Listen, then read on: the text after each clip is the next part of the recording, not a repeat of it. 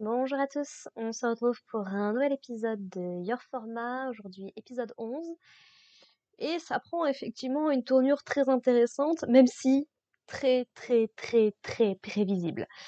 Bon, on va en discuter.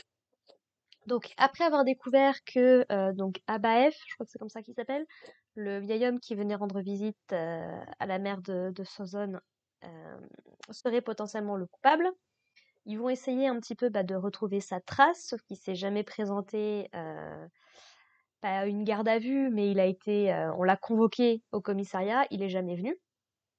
Du coup, ils ont interpellé la mère de Sozon, puisque c'est donc bien elle qui avait fait la commande pour le clone numérique de son fils.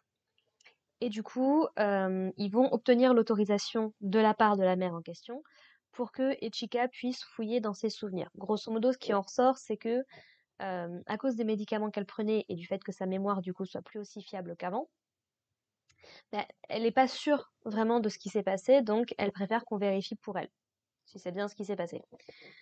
Du coup, ce qu'on découvre, c'est qu'effectivement, c'est bien elle qui a fait la commande, parce qu'elle s'était dit que peut-être que reparler avec son fils au moins une fois, ça lui permettrait de passer à autre chose. Et puis, le temps passant, elle a fini par se rendre compte que c'était pas nécessairement une bonne idée, et donc elle a demandé à son amie de prendre procuration pour elle et d'aller annuler sa commande.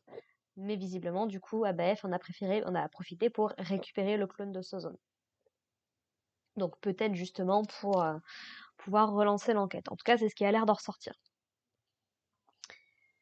Bon, bien évidemment, comme d'habitude, Elena, la mère de Sozone, elle est ultra agressive, ultra hostile à l'encontre de Harold. Elle lui pardonne toujours pas de ne pas avoir réussi à sauver son fils. Mais du coup, Nikolai, donc son deuxième fils, le frère de Sozone, essaye de garder la paix dans le pays, on va dire.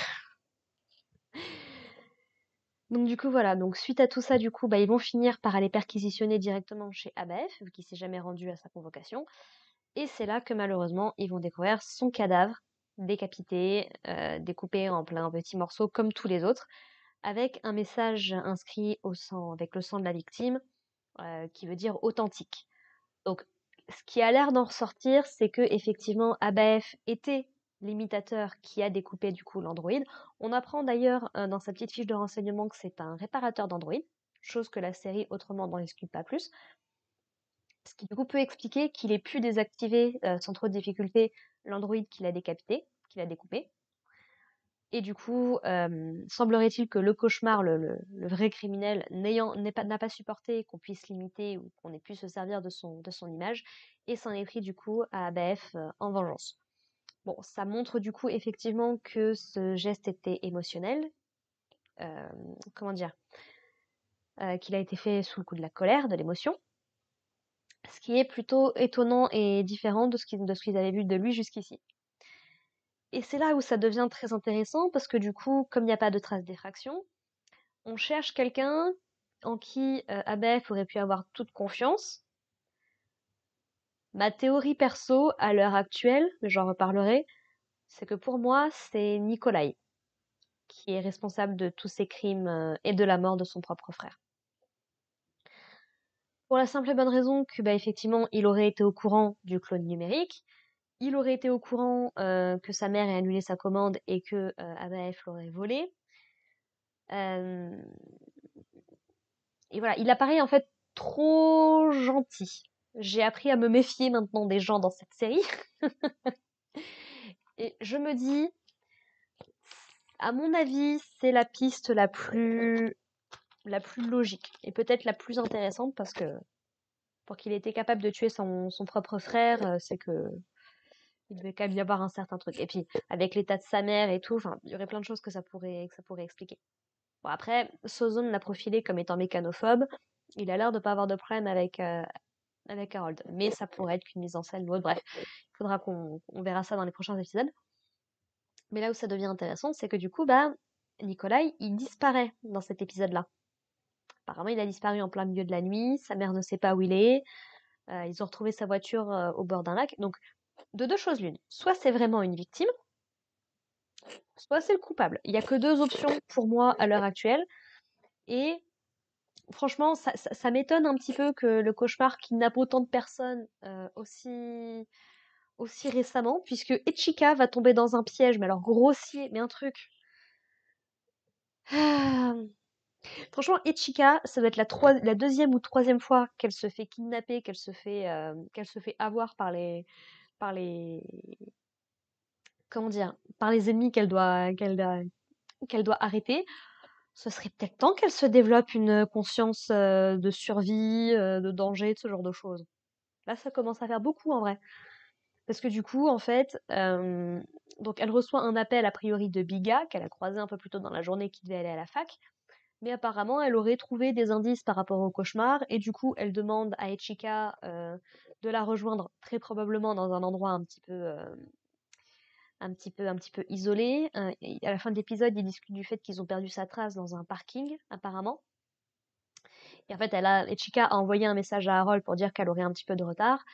Euh, alors que Biga lui dit oui, non, mais vous inquiétez pas, j'ai contacté Harold, j'ai eu l'autorisation de tout le monde, vous inquiétez pas, venez, il n'y a pas de problème. Franchement, Ichika, elle est au cœur de l'affaire. Elle saurait pas à la rigueur qu'il y a des clones numériques, qu'il y a des machins et tout. Je dis pas. Mais là, c'est vraiment être complètement stupide.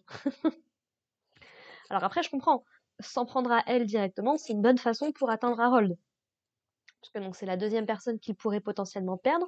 La troisième, sachant ce qui est arrivé à Daria au début de la série. C'est une personne de la police. Enfin, voilà, il y a un cercle qui se répète avec Sozone, ça, il n'y a pas de problème.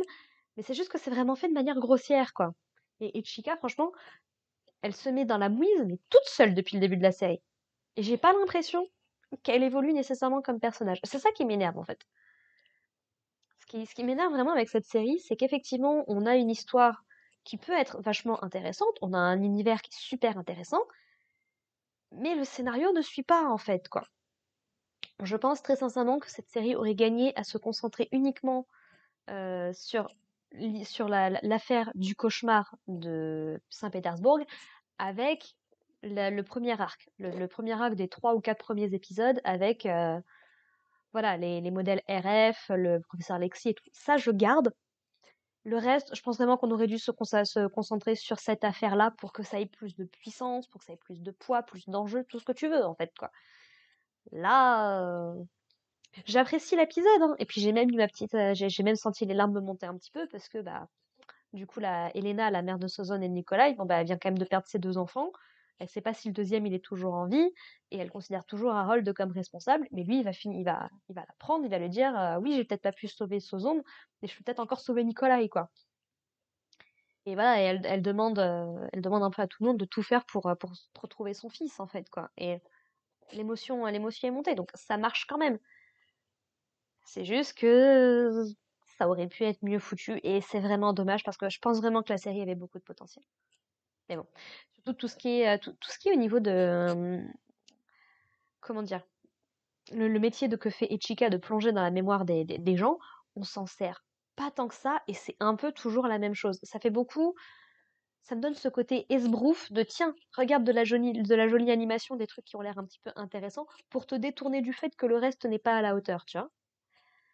Malheureusement, ça marche pas, moi, avec ce genre de choses. Moi, c'est pas le côté artistique, entre guillemets, au niveau du visuel, qui me touche le plus. C'est pas comme ça que tu vas m'avoir. Donc, voilà. Enfin bref, voilà. Sur ce, bah écoutez, j'ai rien de plus à vous dire, donc je vous propose qu'on se retrouve la semaine prochaine pour l'épisode 12. Plus que 2 épisodes, sachant qu'on est encore censé régler l'histoire de I derrière. Si vraiment cette histoire n'est pas réglée à la fin, ça n'avait vraiment aucun intérêt de mettre ça dans cette histoire-là. Bref.